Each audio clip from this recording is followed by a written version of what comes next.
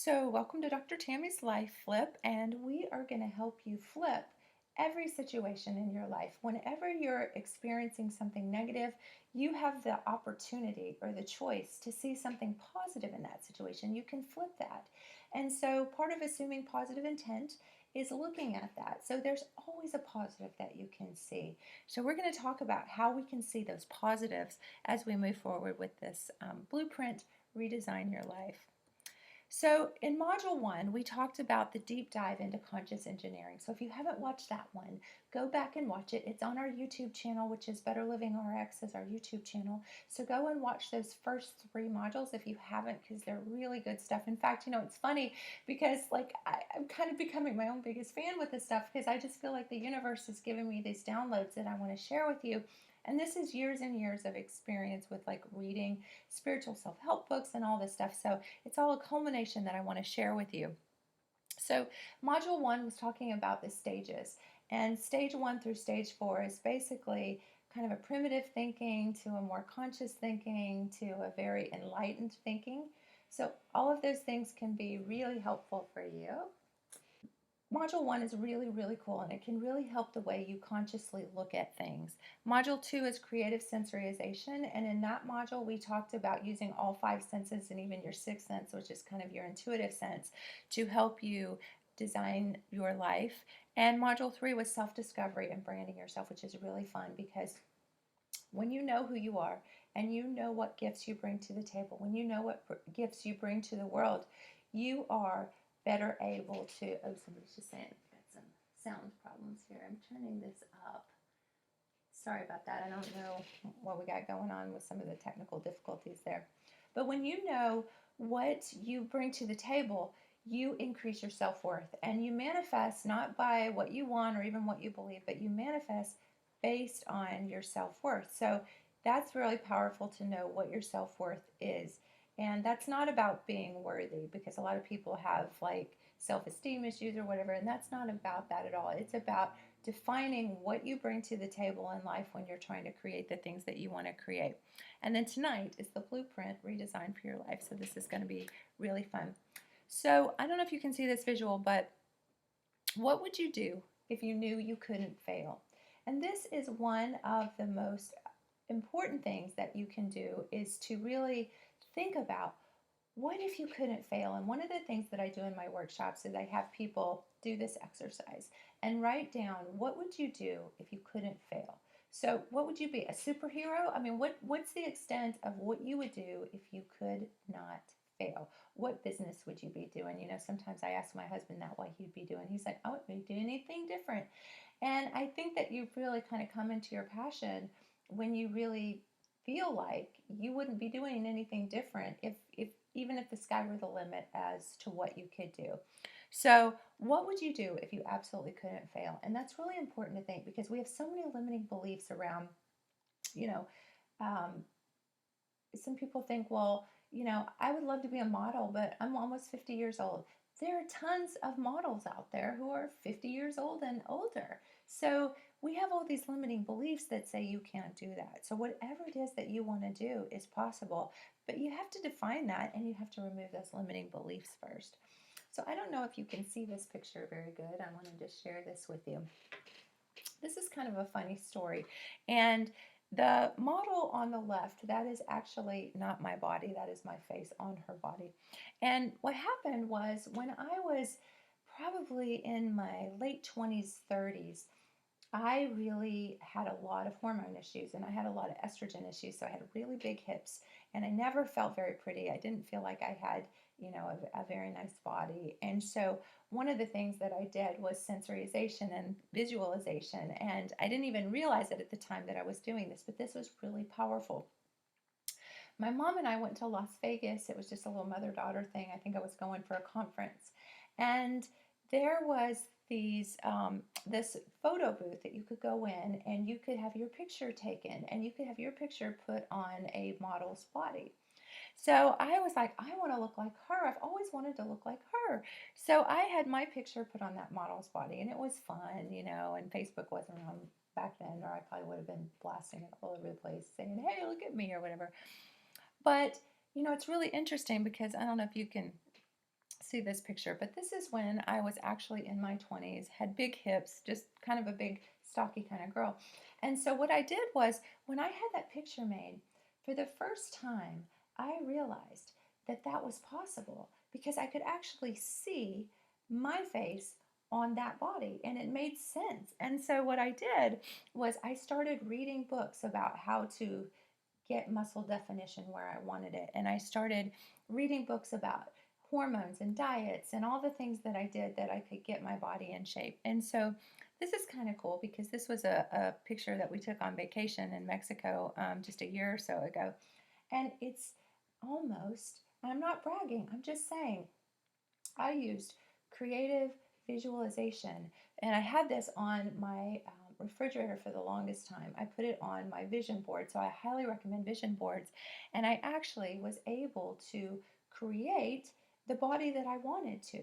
And so, unless you have that vision, it's kind of like I always say, if you want to go to LA and you just plug in California in your GPS, you could end up in San Diego, you could end up a lot of different places. So you have to be very specific. So I said I wanted blah blah blah, six pack abs, I wanted blah blah blah blah, I wanted this definition, I wanted that definition. And I was very, very specific. So I think this is really important when you're doing your blueprint redesign. And I listened to Tony Robbins one time, and he said that happiness is when your blueprint for your life matches up to the way your life really is. And so if your blueprint doesn't match up, you're not going to be happy.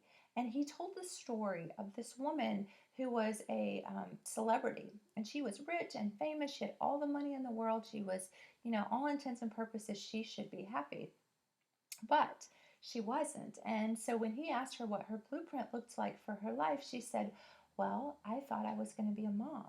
And, she was getting older. She was almost in her 50s, and her window to have children was gone. And so he basically said, well, why don't you adopt? And she's like, well, that doesn't really match what I wanted. I wanted to give birth, I wanted to have babies. And so her blueprint didn't match up. Even though she had everything in the world, it didn't match up. So your blueprint might not match up to what it is that you think should. And I always say, don't should on yourself because the shoulds will absolutely destroy you. And a big part of my life, I was always like, I should be happy. I'm a doctor. I have all this stuff. I should be happy. And I just wasn't. And until I really stepped into assuming positive intent, and when I really started stepping into manifesting the things in my life that I wanted to show up that did match my blueprint, that's when I started really finding that true, lasting happiness. So that's really important that your blueprint matches up to what you want. So, what was your blueprint when you were little? What did you want your life to look like? And is your blueprint matching up? And if it's not, you might have to make some different choices to make that match up. And if you've got limiting beliefs that are showing up that are getting in the way, you're never going to have true happiness. So that's what I'm really talking about here, is being able to create and visualize the life that you want very, very specifically. So that's all fine and well, right? People are like, okay, that's great, but I don't know what I want. And I have spent so much of my life being really confused about what I want because, I think especially as females, and guys may experience this too. I don't know, you guys can chime in and comment. But I think that women, we're caretakers, we're moms, we're always worried about everybody else. And so we really don't take the time to think about what it is that we really want. And what we really want, or what we really want to design our lives to look like, or our blueprint, has to be specific, like I said. So if you're just saying, well, it'd be nice to have $1 million, it'd be nice to have a Bentley, it'd be nice to have, that is not specific. And that's just kind of sending out to the universe, it'd be nice, but, and that's what the universe gives you because the universe always says yes. So if you are spending your energy wanting something, then you're going to keep that energy alive because the law of attraction says the energy that vibrates out, we talked about vibration in the last module, the energy that vibrates out is the energy that's going to vibrate back. So if you're always wanting something, there's just always going to be the energy of that wanting something. So you have to create the energy of the blueprint the way you want to see it. So, okay, here's really fun. So hang on tight because this is really cool. And if you'll stay with me, I know you probably have other things to be doing tonight, but if you'll stay with me through the whole presentation, I'm going to package this all up really nicely and help you specifically get to what it is that you want your blueprint to look like. Because I have a sneaky backdoor thing. So in one of the other modules, remember when I did the obituary thing, I had you write your obituary so that you could reverse engineer your life. That's kind of one of my sneaky little backdoor things. So I've got a sneaky little backdoor that we're going to do here. So hang tight with me. And I really, really love that you're here with me and sharing this. So how do you figure out what it is that you want? Because you might not be very clear on that, or maybe you've not spent very much time thinking about that. What do you want? Some people are really clear. Some people are really clear that they want financial independence and they want financial security and they want a boat or they want a lake house and they know exactly what they want. And those people are the people who are out there probably already got it. So all you have to do is you have to be really clear on exactly what that is you want. But if you don't know what you want, then that's why you probably want to stay tuned here with me just a minute. Here's the secret to know what you want. You ready? Know what you don't want. I am the master of knowing what I don't want. My husband's always saying, "You're always saying what you don't want. You're always you're always being negative." So if you've assumed some negative intent in the past, that's okay. That's maybe served you up into this point when you're ready to start assuming some positive intent. But there's this thing called contrast. And I truly believe that the reason we're here on this planet is to experience contrast. That's the only thing we're here for. We're not here to really learn anything. We're not broken. We don't need fixed. We're just here to know fear so that we can know love, to know black so we can know white, to know up so we can know down, because it's the experience. Because when you're just in heaven floating around and you're manifesting everything instantly, there's really no experience of contrast, of knowing what you don't want to develop what you do want. So this is beautiful. So if you know what you don't want your life to look like, you're actually ahead of the game, which is beautiful and perfect. So this is really cool. So if you're one of those people that are like, well, I know what I don't want, you are right in line for moving into what you do want. So what I want you to do, and in my Life Flip book, which is available on Amazon.com, so you can order that. So a little shameless plug for my book. It's called Dr. Tammy's Life Flip. But in there, I actually have some little worksheets that you can do, and I can make these available if you'll message me if you're too cheap to buy the book. Just kidding, LOL. But if you want me, I'll send you the worksheets, and you don't have to buy the book, but appreciate the support if you do. Anyway, on this worksheet, and you can just do this, you can pause the video later when you watch it on YouTube. But what you're going to do is you're going to write what you don't like about your life right now. So I am never about focusing on the negative, but helping you know what you don't want will help you know what you do want. So I want you to write my body. What don't you like about your body right now? And the funny thing is that most people are really good about knowing what they don't like. So that's a beautiful thing, and it's a perfect position to be in to know what you do want and to get really clear on your blueprint. So yay.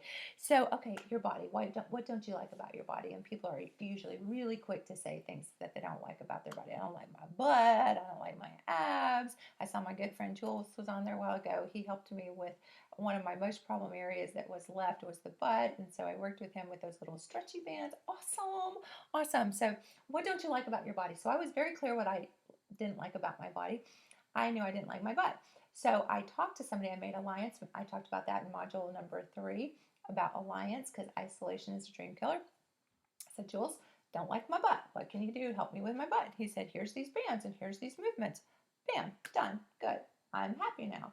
So I knew what I didn't want, which helped me define what I did. Yay. So, okay, the next line is going to be my career or my job. What don't you like about your job? And most people are like really easy to find. Body by Jules, I love it. So most people are really quick to know what they don't like about their job, because a lot of us, I call this the disease of the compromise. We make these little compromises throughout our life until we kind of find ourselves in this place where we have compromised so much that we're in a position that we are not happy in. We made compromises on our blueprint because we didn't know what our blueprint was.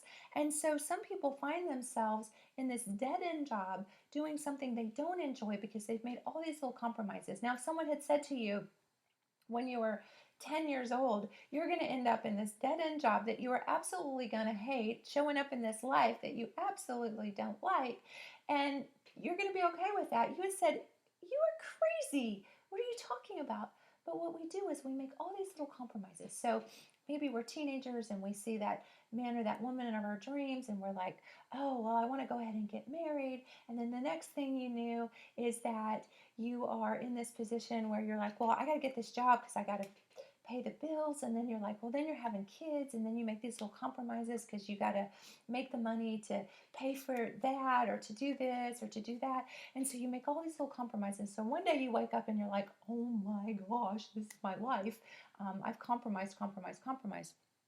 So maybe you're in a career or job that you don't really like. So you have to define what it is that you don't like about that job, and not to be negative, but so that you can flip that. Remember, this is the life flip, right? So you can flip that into the positive and decide what you do like about that job. And then it not only helps you focus on the positive in that job while you're there, which makes things a whole lot better. I told a story about Zig Ziglar, who talked about the woman who hated her job, and he had her make a list of 10 things she liked about her job. And then when he followed up with her later, after she'd been focusing on those 10 positive things, she reported that people got nicer at her job. So that positive intent, focusing on those positive things at your job, will help you. But you need to define what you don't like about the job so that you can know what you do like, so that you can move forward and find something that you do like. Okay. This is a big one. This is a fun one. The next thing on your list is your significant other. If you're not in a relationship right now, well, you could even write what you didn't like in the past about someone you were in a relationship with. But this is a fun one because it is giving you permission to totally rag on the things that you don't like about your significant other.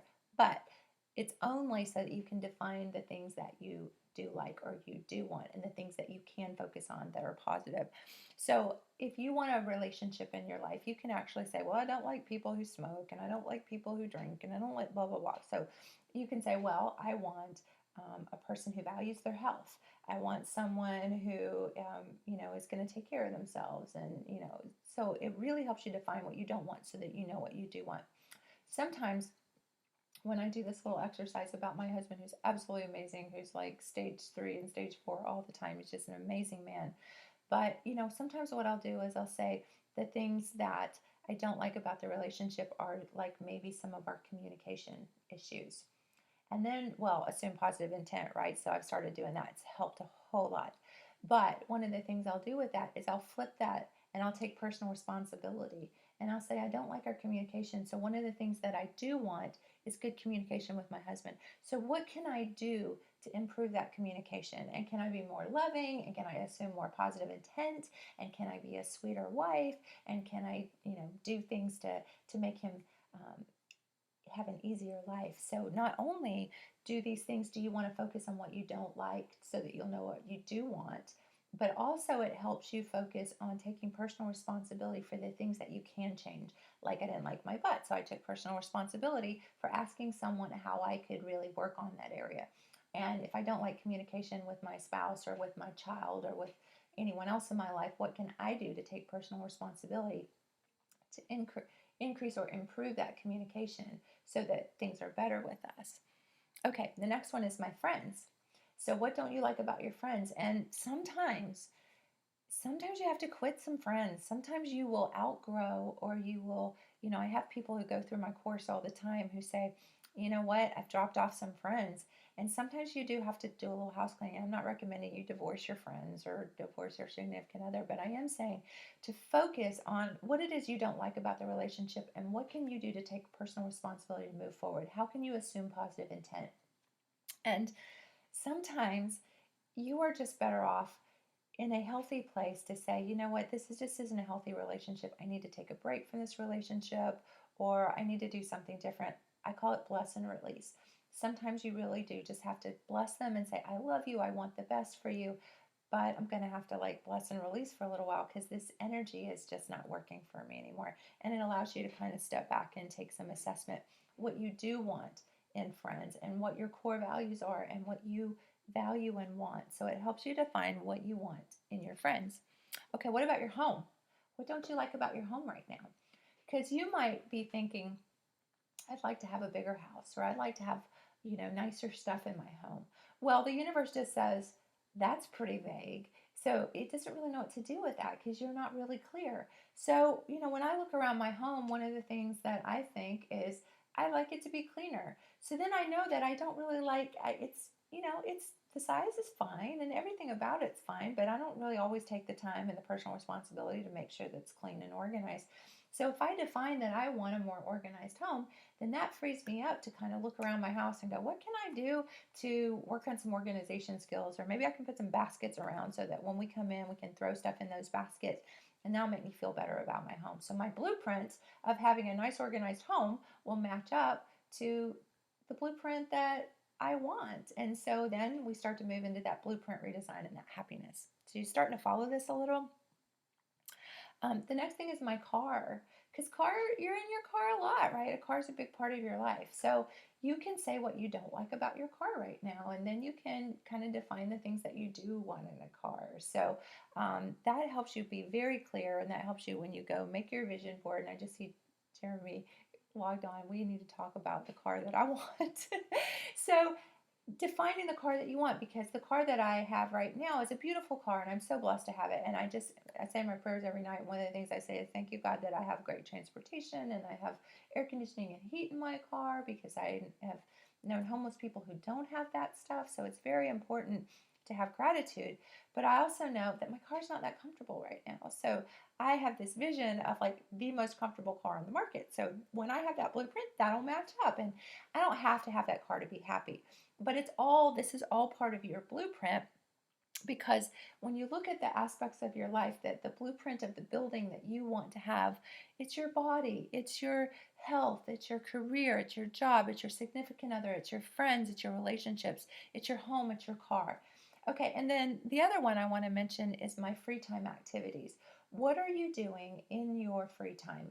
Are you making time for self-care? Are you making time to do the things that you want to do that are cool? Are you making time to be creative? Because creativity is so important to the human condition for happiness. And so if you had this blueprint that you were going to be an artist when you were a kid, you might want to revisit that. I'll tell you a funny little story. Wasn't fun at the time. I always say it's funny what's funny after it's not funny. But when I was little, probably about 4 or 5, I remember drawing a picture, and everybody in my family are artists, just amazing artists. My mom was an artist, my brothers are artists, just amazing.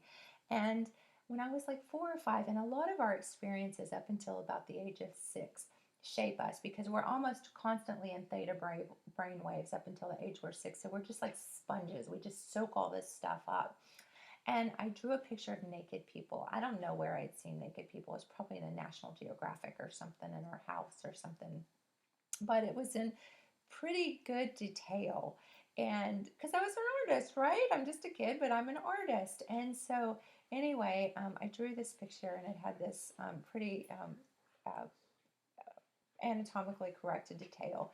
And I remember my parents just freaking out, and they basically said, you can't draw that stuff. And all I heard was, you can't draw. And I pretty much never did art ever again until I was in my late 40s, and I started doing art again, which has been a really positive thing for me. So one of my limiting beliefs was that there's art that's unlimited. So it's funny, because I actually did a painting one time that was based on different kinds of people, but one of the paintings I did was naked people. So that was really cathartic, I think, for me to kind of throw all that off. So if you have any limiting beliefs from your childhood about maybe some things you should not be doing, there come the shoulds again.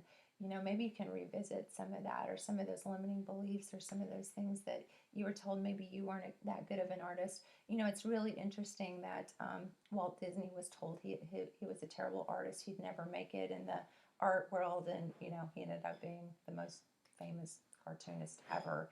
So we have these people who touch our lives sometimes, and all we remember is the energy of that. And I was talking about one of my friends the other night who said that she was dancing and flipping when she was little, and her mom said stop showing off. And so now, being her vibrant self, sometimes she relates that energy and connects that to a memory and a limiting belief of showing off now when she tries to be her vibrant big self. And so some of those things from our childhood can really get stuck. So you might look at some of those things that in your free time activities that might be limiting you, or maybe you've been told, you're not that good at being an artist, but maybe you are. Maybe your art's just, the world hasn't seen anything like that, and it's unique and it's special. Or maybe, I just learned to play the guitar, and a lot of people would say, well, I'm almost 50 years old, I can't learn a new instrument. So you can learn and you can bring anything to your existence, and it's very important to keep the brain alive. The brain's just a big muscle. If you don't use it, you'll lose it. So that brain elasticity, that neuroplasticity is very important to keep that alive and growing. And especially when you're trying to create a new blueprint, you want a lot of neuroplasticity in your brain to be able to make those new thoughts and new connections. So just really important to look at where you're spending your time, who you're spending your time with, and identify the things that you don't like about those things so that you'll know the things that you do like, so that you can really identify what you want. Because when you know what you don't like, you know what you do like, then you'll know what you want. So that's a beautiful place to be in. So the next little experiment is to flip all those things and say, whatever you said that you don't like, what do you want? So if you don't like your butt, what do you want? I want a really firm, muscular butt without cellulite on it. So you want to really just focus on what those positives are that you want. Or I don't like that I don't have any hobbies. I want to learn how to do something new, so I'm going to go take some painting lessons or something like that. So it'll help you define what you do want and create that new blueprint. One of the other aspects to knowing what you want is because as human beings, we are only happy when we are creating truly. And part of that blueprint is part of what we're creating. And in that creation is serving. So one of the things that you can evaluate is how can you serve? Because when you're serving, you're usually feeling really good and really positive, and it's kind of spreading that positive intent, and you're giving your positive intent out there. So where can you serve? And I love this saying, whatever you choose for yourself, give to another. If you choose to be happy, cause another to be happy. If you choose to be prosperous, cause another to prosper. If you choose more love in your life, cause another to have more love in their lives. And this was a quote by Neil Donald Walsh, but I've heard kind of variations on this. If you want more money, give money away. Be generous. That energy will come back to you. If you want happiness, be happy, give happiness. Sometimes when I get in a funk and I start thinking nobody likes me, everybody hates me, you think I'll go eat some worms, that little song. What I find is when I start being loving, or if I'm fussing with someone or I'm in a conflict, I love the saying, it takes you to maintain a conflict. As soon as you give up your fight in the game, there is no conflict. It takes you to keep that going. So I think that's so valuable that when you just decide to be loving and you can just show up, I've had that experience so many times that when I just decide to stop being a little poop and I just be nice, that whole thing, that whole dynamic changes. So it really is up to you to change your life and to look and evaluate how you're showing up. So if you want more money, give more money away. It's just that simple. And I promise you, it is the giving game that is so valuable. I mean, I've got so many stories.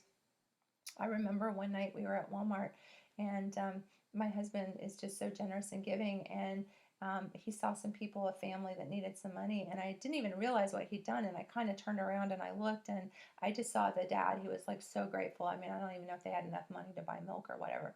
The very next day in our business, an investment came through that was a very large chunk of change. And it's like every time he gives, we have something that gets returned to us so big. And I'm like, I have some kind of limiting beliefs around money and giving and some things that I'm working through. But I'm like, my husband has none. So I'm always like, honey, you need to be given, because when you give, we get a whole bunch in return back.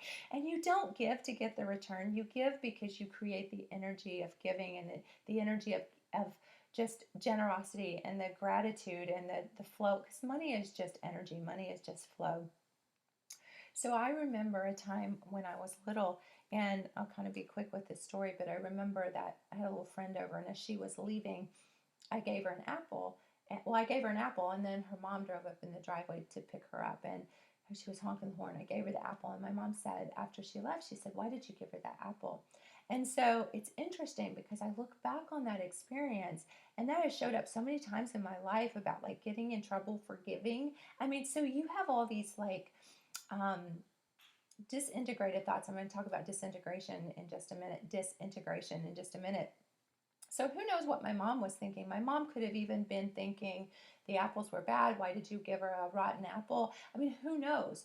But now I've got kind of this programming and these kind of like subconscious beliefs that are showing up around giving. So that's one of the things that I'm definitely working on is my energy around giving. So if you've got some energy blocks around giving or energy blocks around money, it's a really good thing to look at where you're not putting that out into the universe, because you can't get it back if you don't put it out. So it's really important to look at those areas in your life where, for whatever reason, you're restricted. We talked about restricted, contracted, or open energy, and that's where all the energy flows, is when you're open and expanded. So if you're contracted about anything, it is well worth your time to look at that.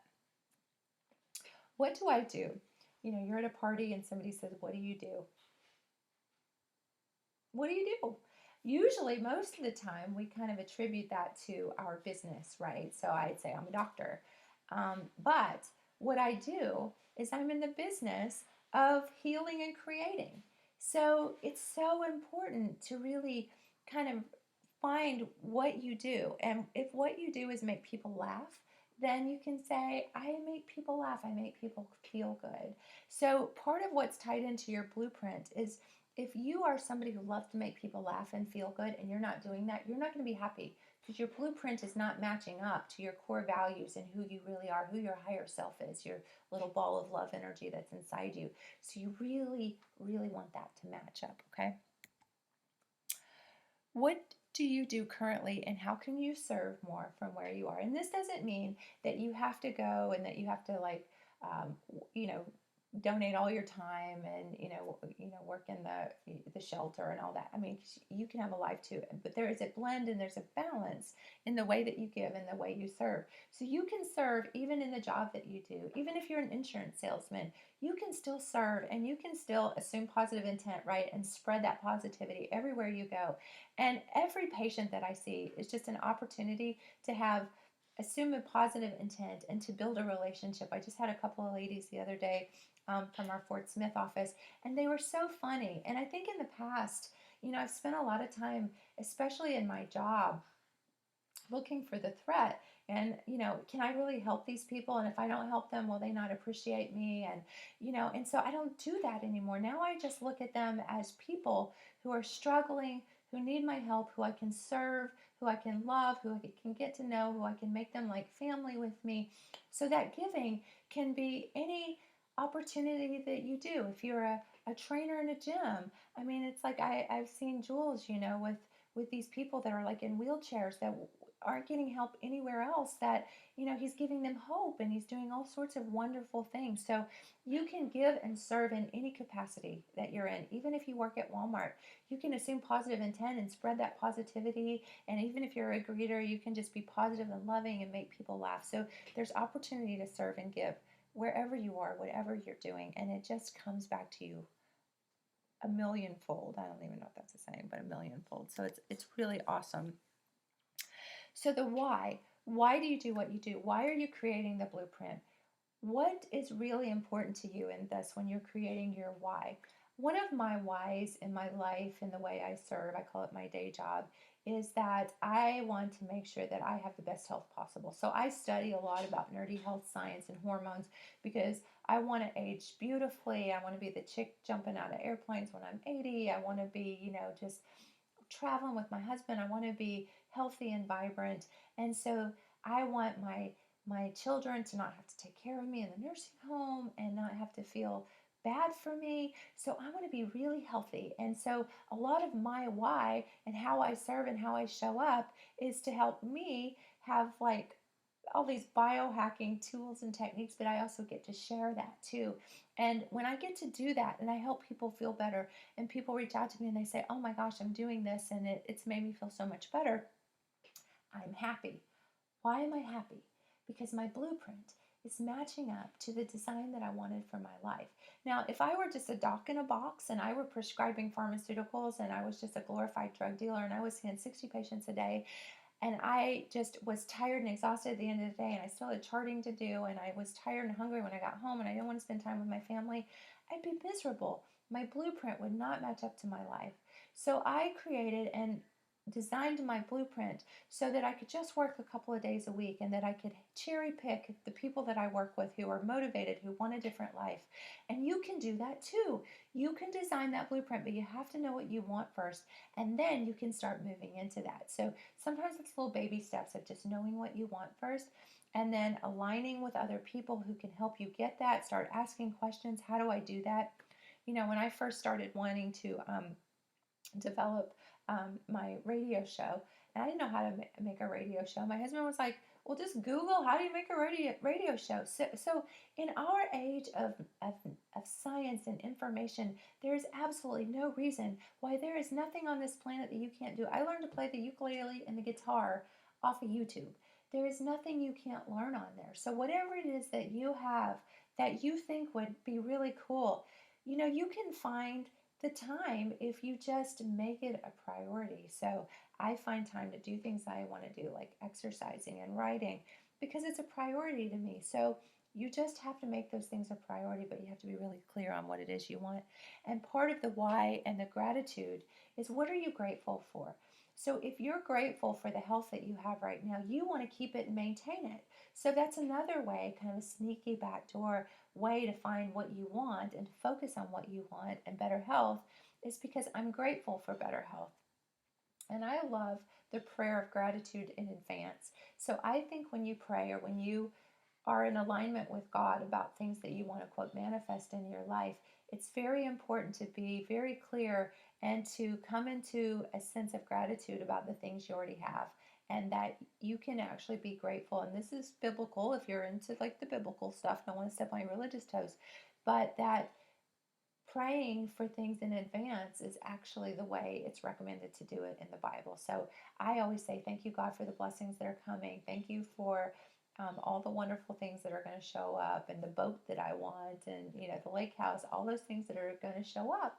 I am grateful for those in advance. So that's a really beautiful thing, and focusing on gratitude and even gratitude for what's coming. Why not now? Why shouldn't you have what you want right now? Why shouldn't you be manifesting the energy of money, the energy of abundance? Why shouldn't you be manifesting everything that you want? So you might be like, well, that's all fine and good, but I want $1 million. And, my vortex of possibility, I can't go to the bank and spend that tomorrow. Well, actually, you can, because you can create the energy of having $1 million, the feeling of having $1 million. You can go to Pinnacle, or you can go to the local mall, and you can walk around and window shop and have the feeling of walking around in a multi-billion-dollar shopping complex and looking at all those things. There are people in Africa who can't do that right now. We are such an abundant nation. You can create the feeling of abundance just by walking around and, walking into a store and just smelling the smells and feeling the feeling. You can go into a car dealership and you can drive the car. You can't take it home maybe right now, but you can drive the car and have the feeling. My husband loves to go to Vegas and drive Lamborghinis, and he has the feeling of doing that. And then he makes a video when he goes, and he comes home and he watches the video. He's not waiting for the feeling. He's having the feeling now, and that energy just creates more of that energy coming and that feeling. So why not now? And if you create the energy of waiting for the things that you want in your life to come, you will just perpetuate that energy, because the universe always says, yes, she wants that. She's waiting for it. She'll continue to want it. She'll continue to wait for it. But if you create the feeling of having it, that's everything. Because the reason that you want to manifest things in your life, money, cars, houses, relationships, is because of this feeling that you'll have in having it. So if you have the feeling first, there's no way that the thing that you want can't not show up. So that's really, really powerful. So one of the really kind of cool things that you can do in the why not now is to make a list of why not now. Why shouldn't you have what you want to have right now? And your brain may spit back a list of reasons. So your brain may say, as you're writing down why not now, your brain may say, well, you don't have the money to buy that house right now, okay?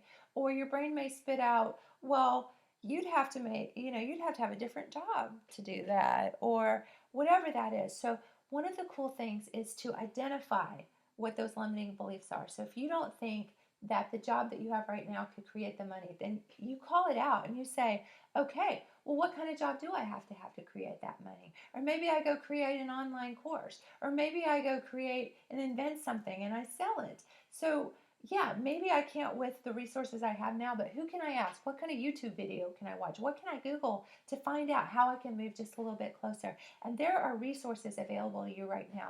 Anything that you're not bringing about in your life right now is just an excuse. I love the saying, those who really want something will find a way, and those who don't will find an excuse. So if what you want, your blueprint in your life is not showing up right now, you've got a lot of excuses. And you can look at anybody who's ever said that they're a failure or not created something in their life. They're full of excuses because you don't have to have the resources, but you have to have the resourcefulness. You have to know people who can help you align, who can help you get the information to pull things together. So if you really want it, you can go get it. You can find the resources. So if you don't, it's all excuses. And if you're going to argue with me on that, then you might as well just go ahead and turn this video off right now, because I'm telling you that anything that's not showing up in your life, the blueprint or the way you want to design things, if you don't already have it, it's because you've made some excuses for it, or you found reasons why, or limiting beliefs, and they're all just excuses. And when you can start taking responsibility for life and move away from those excuses, everything starts to change. And I tell you, I've argued for my limitations. I've argued for my excuses. And it's interesting because the more I understand this, the more I recognize it in other people. So when I hear other people making excuses, being a victim, arguing for their limitations, I recognize it immediately now. So if you do that to me, I will call you out because I can hear it really loud and clear now, and you will too. You'll get really refined in on that. So anyway, when you have to be ready to move out of the excuses and find a way, find the resources, but you have to be really clear on what it is you want. So that's all part of the process. So I love this little table, and basically you make a present state and a desired state. And what you do is you say, what am I doing now in the present state? And what's the desired state? That's your flip. What is my income now? And what is my desired income? And what do I like to do? And what am I doing now? And what do I want to do? What do I want to have? And what's my desired state? What's my life like now? What's my desired state? So that's all the flip. And then you want to focus on that. It's kind of like the module that I did yesterday when I said, you think 60 to 70,000 thoughts a day. And 90% of those are the same thoughts every single day. So if you want to create a new reality, if you want to create a new blueprint, you have to recognize those 10 thoughts that you keep thinking every day. And when I sat down and wrote them down, I was like, holy crap, they really are the same thoughts over and over and over. And they were negative thoughts. And so I had to flip them. The kind of, if you heard of eat this, not that, it's the think this, not that. So if I start thinking, oh, I wish I were a better mom, I just think, I love my son.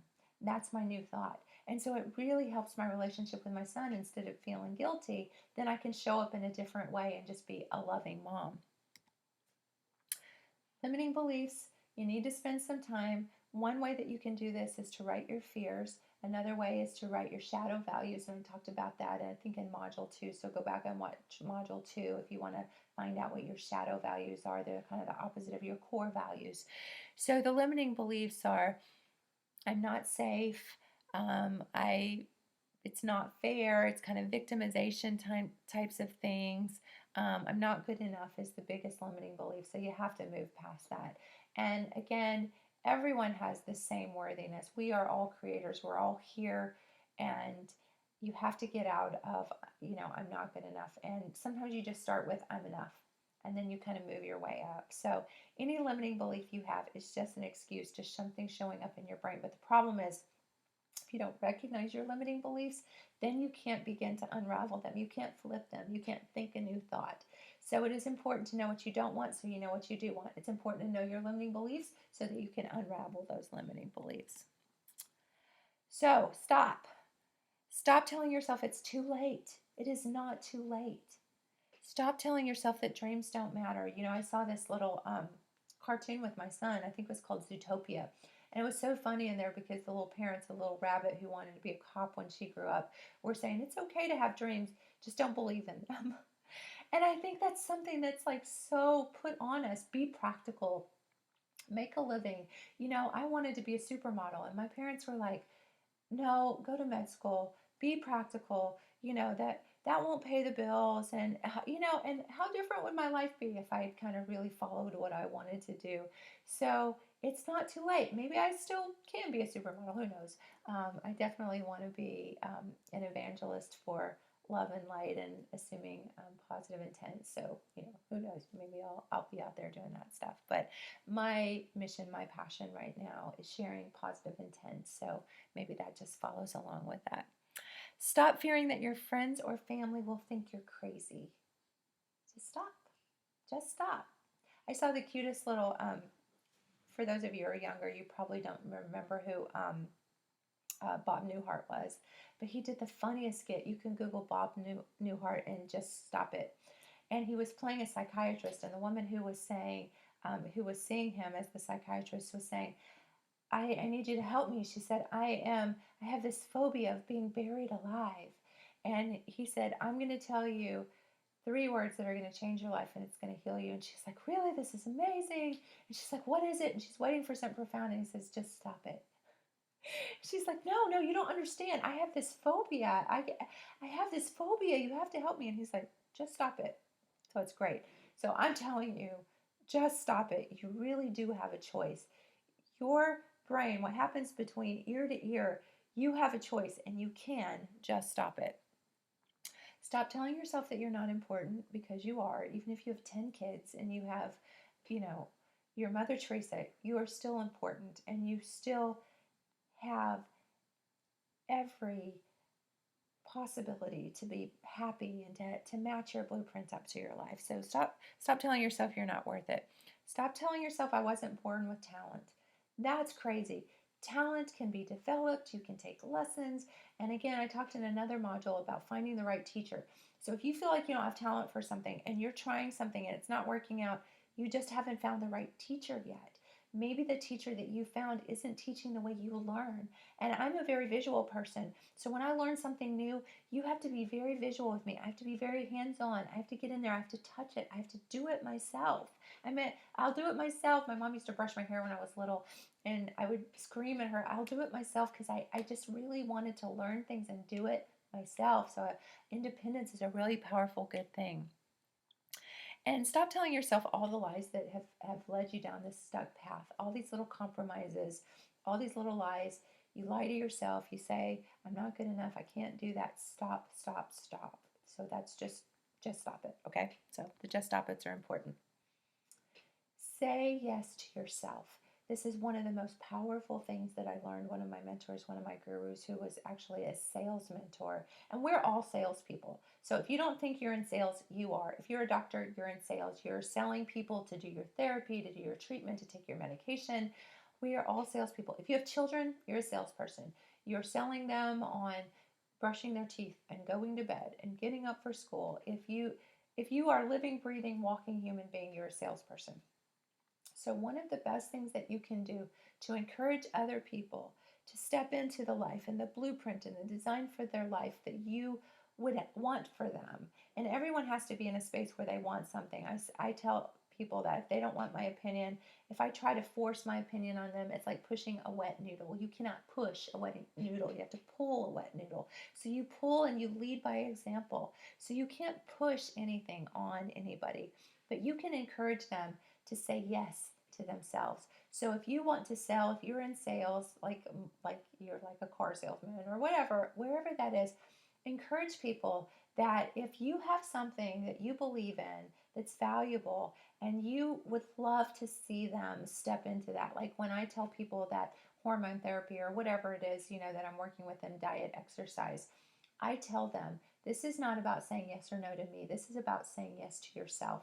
And when you can say yes to yourself and you can step into that, your whole world starts to change.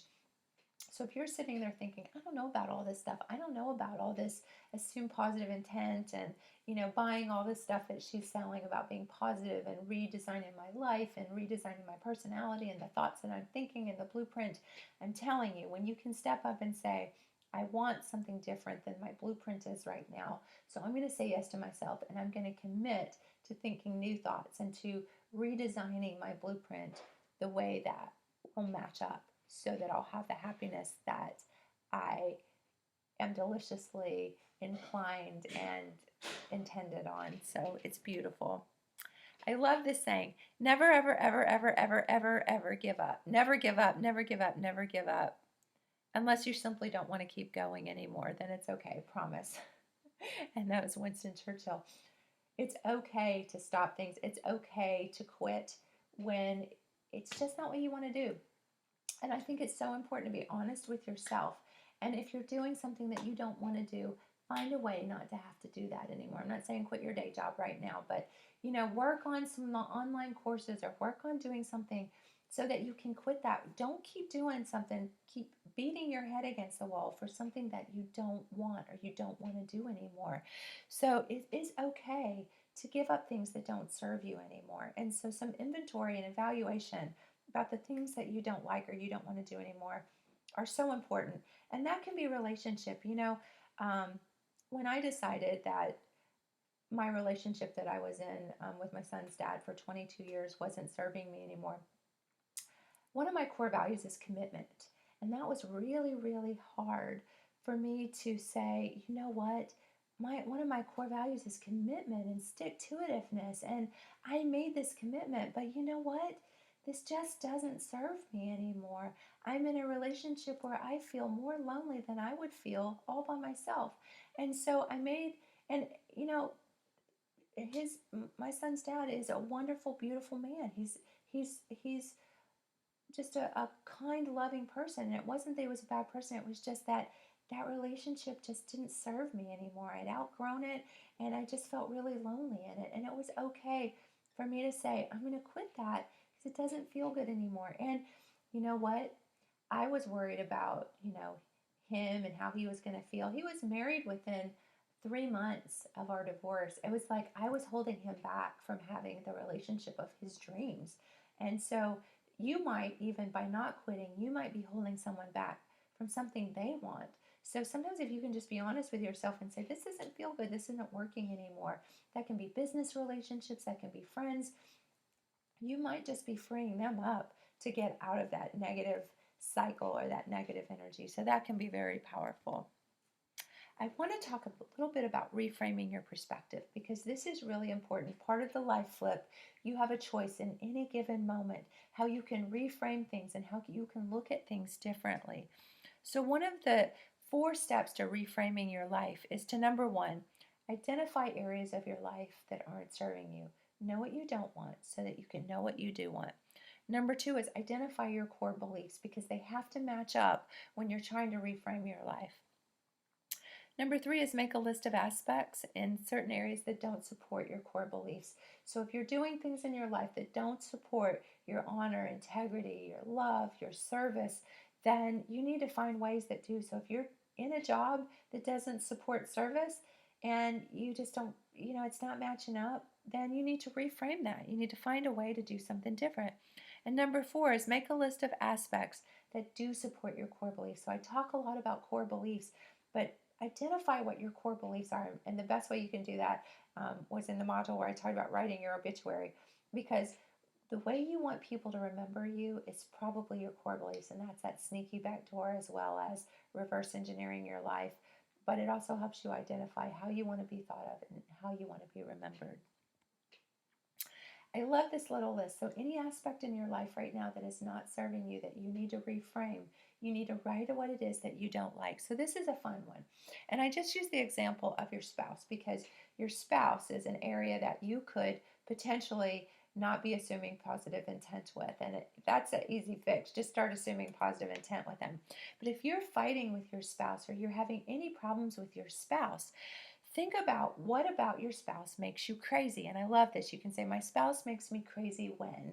And then you can say, the flip is, this could mean they are. So with my spouse, I'm probably going to get in trouble here for talking about him, but with my spouse makes me crazy when he just moves 90 miles an hour and just goes, and he makes all these decisions, and it makes me crazy because one of my, I start thinking, I'm not assuming positive intent, and I start thinking, am I not important enough? Why isn't he telling me that stuff? Why isn't he including me in those decisions? Well, my flip is, this could mean that they're really motivated, high energy, they get things done. And that is so true. My husband is like a go getter, and he is just so energetic, and he just gets things done. And in that speed and in that power, he kind of forgets to tell me things sometimes. So I just got a little comment when he hangs his clothes on the back of the dining room chair. So let's go ahead and flip that for you. Thank you for sharing that. My spouse makes me crazy when he hangs his clothes on the back of the dining room chair.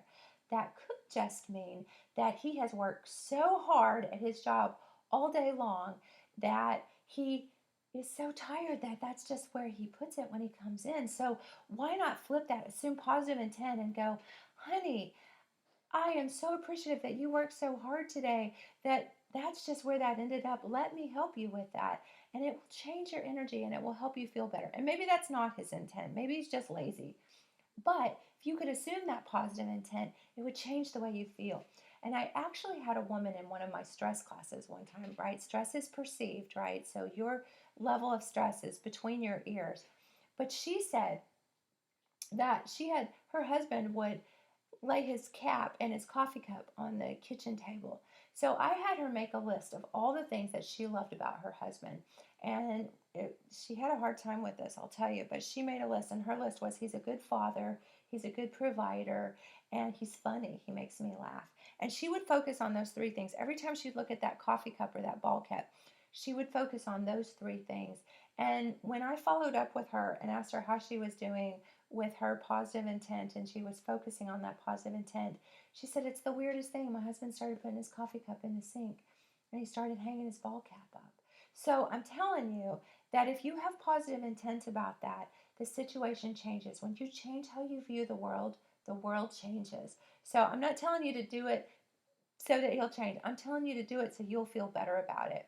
I just had a patient who I was talking to who said that she was starting to feel stressed about her mother-in-law who was living with them because she has dementia, and she's starting to feel like a victim, like taking care of this woman, and it's getting harder and harder.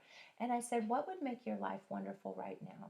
And it was beautiful because she said, if I could feel better about the situation. And I said, what about the situation stressing you out? And she said, well, I just don't feel like my mother-in-law appreciates me. And I said, what about assuming some positive intent? Your mother-in-law has dementia. She was probably at one time a really loving and appreciative person, but she's not now. And I told her, my mom also, I we struggle with Alzheimer's with my mom and dementia. And one of the life flips that I had with my mom, instead of feeling frustrated with my mom, and when she got to the point where I had to change her diapers and she wasn't um, able to take care of herself, I would feel like a victim and I would feel really bad. And when I flipped that, I thought of it as an honor and a privilege to take care of my mom. So I told this woman that, and she said, oh my gosh, she said, I so needed that, because it changed the way she viewed that it was an honor and a privilege to get to be able to care for her husband's mom, that she was in a position where she didn't have an outside work job, that she was actually home, and that she could focus on gratitude of the honor and the privilege of being able to care for this person. So if you can flip that, you can change the way you feel, and the situation isn't necessarily going to change, but the way you feel about it changes, and everything changes at that point. And sometimes life shows up in a different way for you. So it's cool. So share with me how this works for you, because I really want to hear this. So this is really fun and good.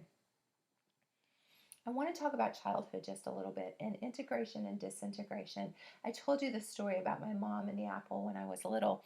And so some of the things that show up in our life, we've sort of have integrated that in a way that doesn't serve us. So I call that disintegration.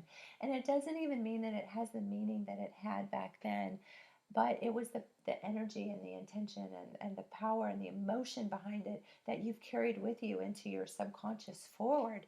So maybe when you were a kid, you weren't allowed to choose your own clothes or your playmates or your food.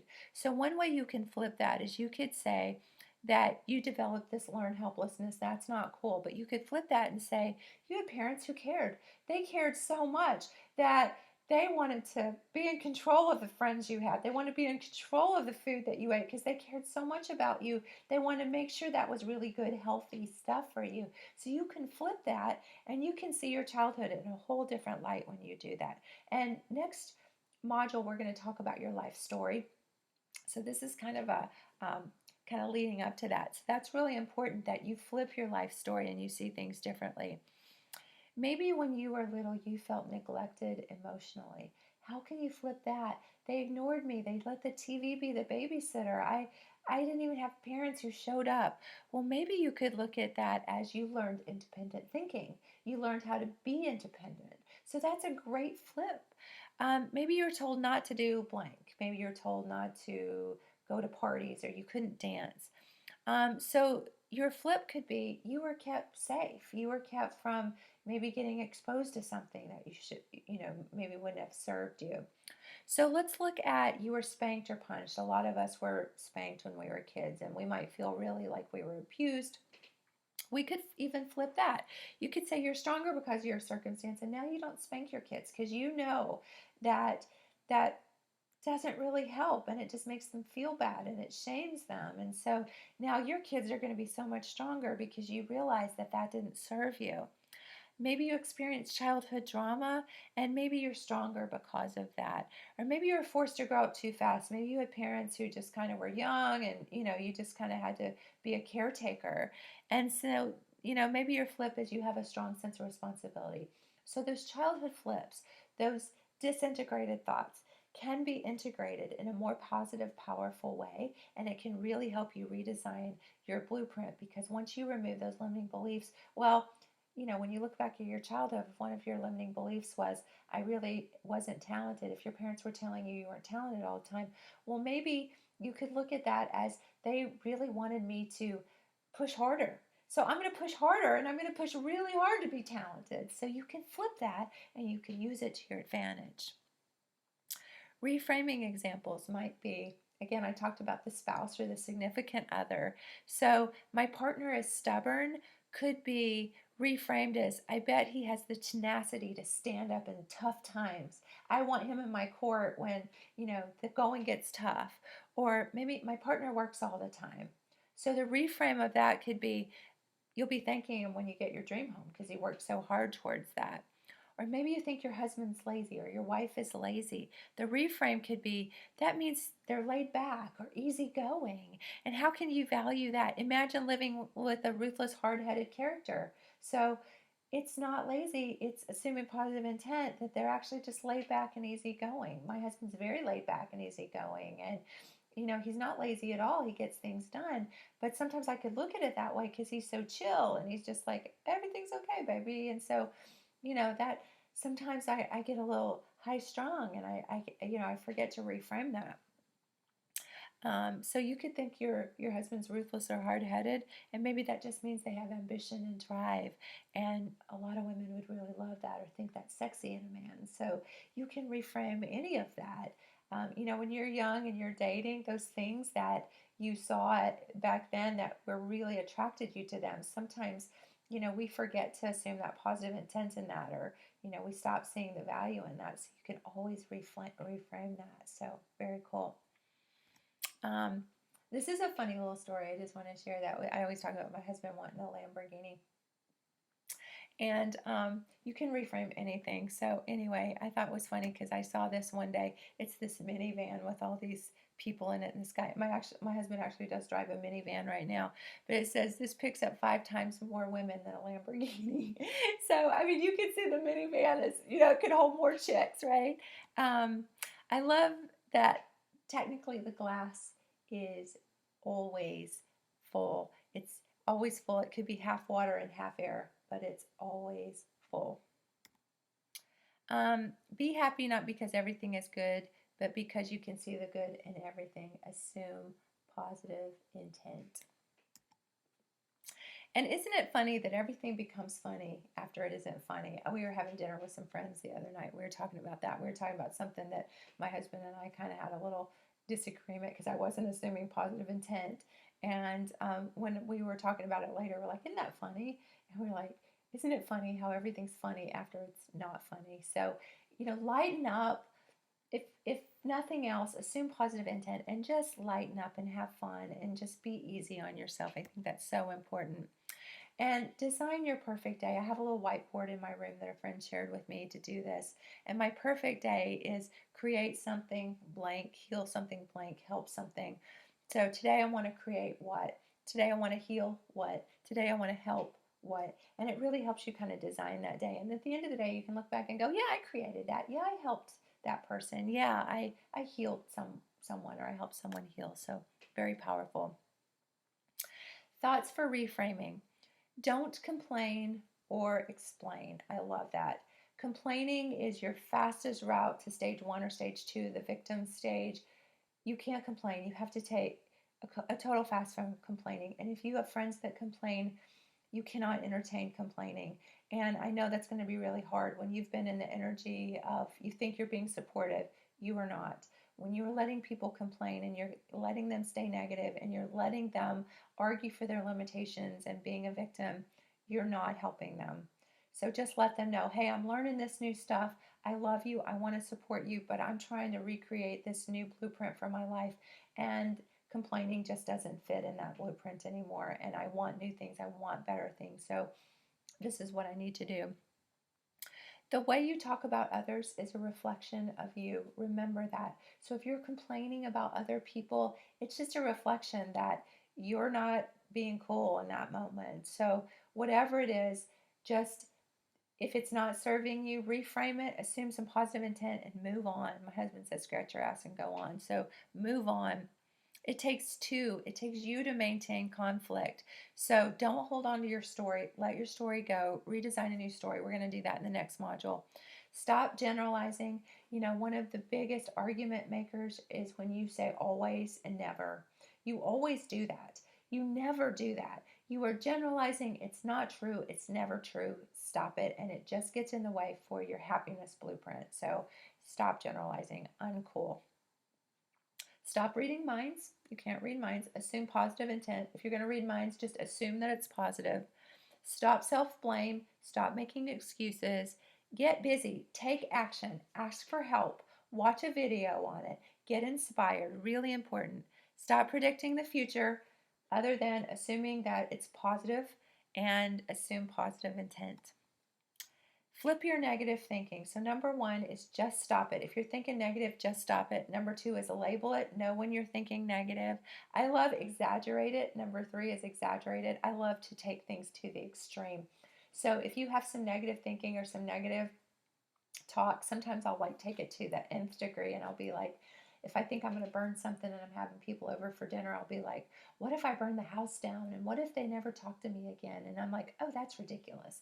So then I'm like, okay, then I've just exaggerated it, and then I can just stop it. I can move on and flip it, or have think this, not that. I really love my friends. My friends love me. So they're not going to care even if I do burn this, right? And flip it. Always look for the positive intent in things. Always look for the positive side, because that's always a choice. So I hope this has been helpful for you. Flip, flip, flip. Flip your life. Positive intent. Always look for the positive. It is always there, I promise you. There's always the negative there. Always there. Always the positive. But you can choose the positive, and that makes all the difference in the blueprint for your design for your life. Know what you want. You already probably know what you don't want, so you're really on the steps to getting what you do want. And as you're redesigning that blueprint, just bring love and light to that, lots of positive energy, and flip everything you possibly can, because that negative intent creates that negative vibration and brings negative stuff. Positive intent brings abundance, it brings love, it brings beautiful energy. So, API, everybody, don't forget to API. Please send me a picture of your APIs on your hand on Facebook. Share, share, share. If you are in a work environment, get everybody to do this. It will change your work environment. I'm already getting people's stories and hearing how amazing it has been to be flipping into positive intent. So, I love y'all. Have a blessed week, and hopefully I'll have module 5 up for you in the next day or two, but I'll let you know when it's coming. So anyway, love y'all. Have a wonderful evening, and I'll see you soon. Bye-bye.